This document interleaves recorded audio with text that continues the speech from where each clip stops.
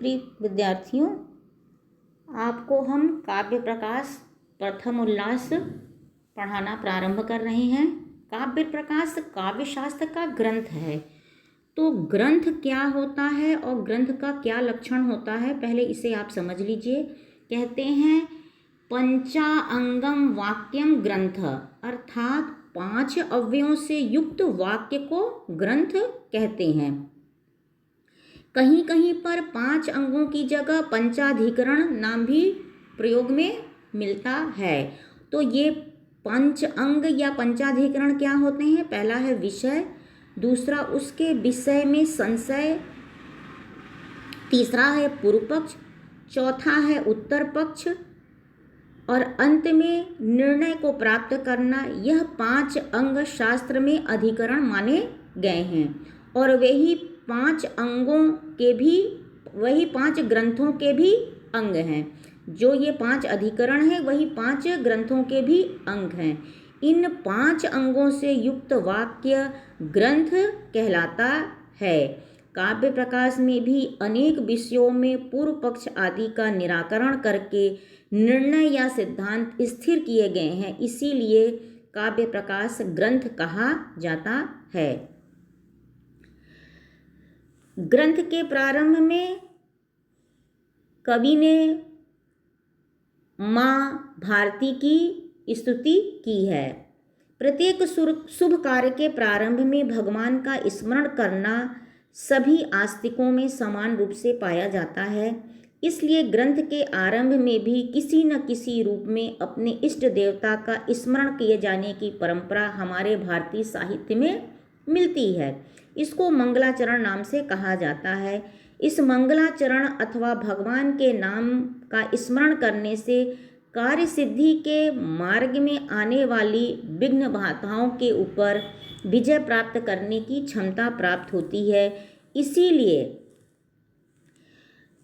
हर कवि या ग्रंथकार अपने ग्रंथ के रचना के प्रारंभ में किसी न किसी देवी देवता की स्तुति अवश्य करता है। इसी परंपरा के अनुसार मम्मटाचार्य ने भी अपने ग्रंथ के आरंभ में मंगलाचरण में माँ भगवती की वंदना की है। वो कहते हैं भारते कवे जयति, उस कवि भारती का जय जयकार हो। पाणिनि ने भी लिखा है मंगलाचार करना शिष्ट परंपरा प्राप्त है। उन्होंने लिखा है मंगलादीनी ही शास्त्राणि प्रथन्ते वीर पुरुषाणि च भवन्ति आयुष्मत् पुरुषाणि च अध्येताश्च सिद्धार्था यथा सयु। इसी परंपरा का अनुकरण करते हुए मम्मट ने वांग्मय की अधिष्ठात्री देवता और उसमें भी विशेष रूप से कवि भारती का इष्ट देवता के रूप में स्मरण करना किया है। कारिका देखिए, नियतिकृत नियम रहिताम ह्लादेकमयी मनन्य परतंत्रताम नवरस रुचिराम निर्मिति माधति भारते कवेर जयति। नियतिकृत नियम रहिताम ह्लादेकमयी मनन्य परतंत्रताम नवरस रुचिराम निर्मिति मादधति भारते कवेर जयति। इसमें क्या कह रहे हैं कवि? बता रहे हैं कि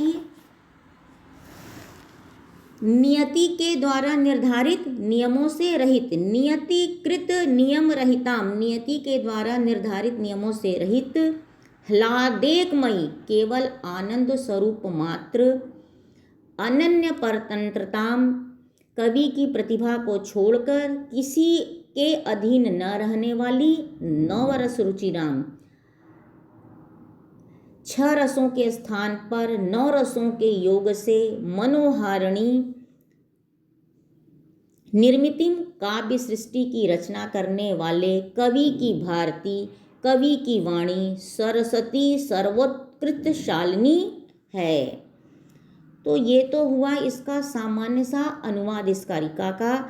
अब इस कारिका के प्रत्येक पद की अलग अलग व्याख्या करेंगे। अब कह रहे हैं कि कवि की भारती सर्वोत्कृष्ट रूप से विराजमान है। कवि की निर्मिति क्या है? नियतिकृत नियमों से रहित है। संसार के अन्य जितने पदार्थ हैं उनमें तो सांसारिक नियम लागू होते हैं, लेकिन कवि की निर्मिति ब्रह्मा की सृष्टि से श्रेष्ठ है। ब्रह्मा की सृष्टि में कोई वस्तु किसी को दुख देती है तो किसी को सुख देती है, लेकिन कवि की निर्मिति आनंददायिनी है। ब्रह्मा की सृष्टि सुख दुखात्मक है और कवि की निर्मिति सहज स्वतंत्र होती है। वह किसी व्यक्ति के हृदय से निकलती है, निकाली नहीं जाती। यह अपने आप प्रस्फुटित होती है। लोक में 6 रस पाए जाते हैं, लेकिन कवि की जो भारती है वो 9 रसों से युक्त है। ऐसी निर्मिति की हम जयकार करते हैं। कवि की निर्मिति ऐसे विशिष्ट रूप को धारण करती है।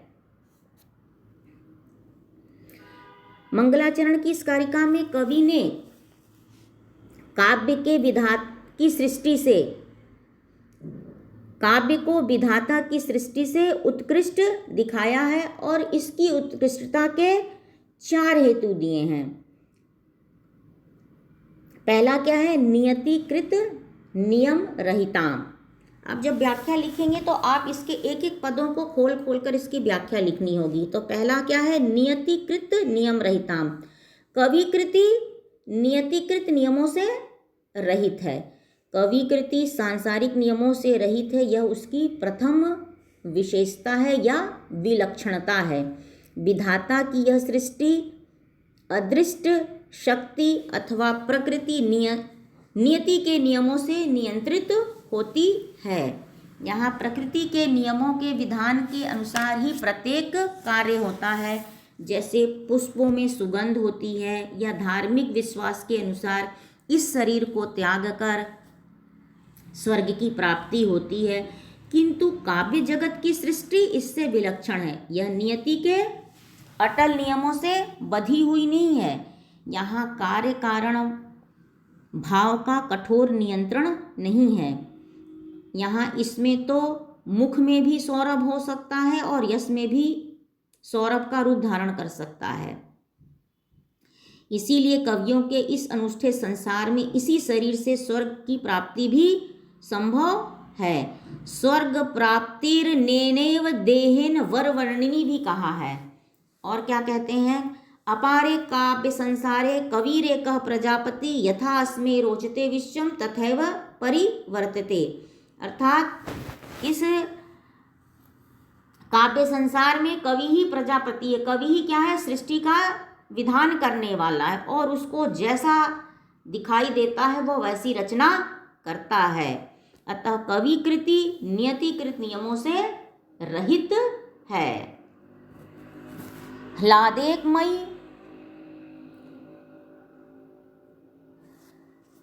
कवि कृति केवल आनंदमयी है। हम किसी काव्य को पढ़ते हैं तो हमें आनंद की प्राप्ति होती, इसीलिए हम किसी काव्य उपन्यास नाटक किसी चीज़ को भी पढ़ते हैं। और यह क्या है? सुख दुख मोहात्मक नहीं होती है। और विधाता की सृष्टि कैसी है? जो लौकिक संसार जिसमें हम रह रहे हैं ये क्या है? सुख दुख मोहात्मक है, प्रकृति की विकृति है।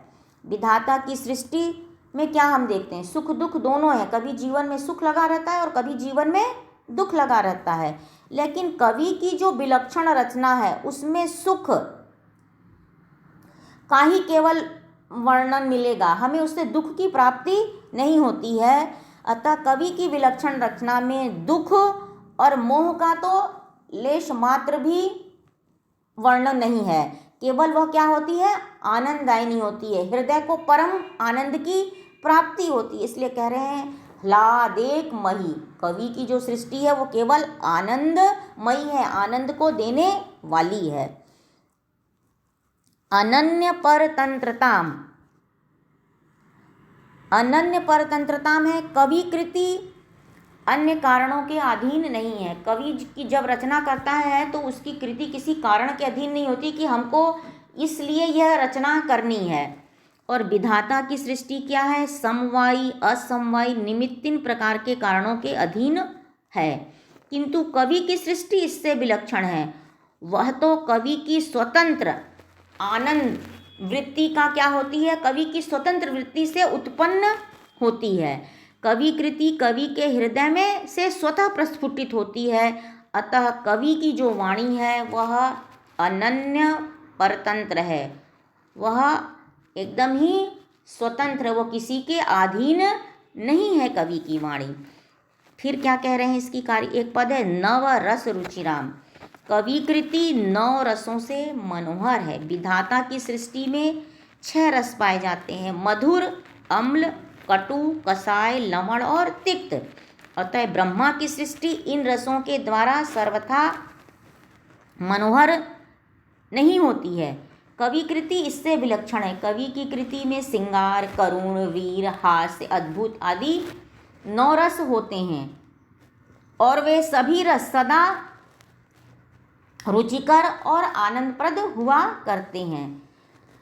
अतः कवि भारती ब्रह्मा की सृष्टि से विलक्षण एक अलौकिक सृष्टि होती है। इसी हेतु कवि की वाणी उससे उत्कृष्ट है। कवि ने अपने इस मंगलाचरण में क्या प्रतिपादित किया है कि ब्रह्मा की सृष्टि से विलक्षण जो है वो कवि की सृष्टि है। कवि भारती द्वारा ब्रह्मा की सृष्टि से विलक्षण एक अलौकिक सृष्टि का प्रादुर्भाव होता है। अतः कवि की वाणी ब्रह्मा की सृष्टि से उत्कृष्ट है।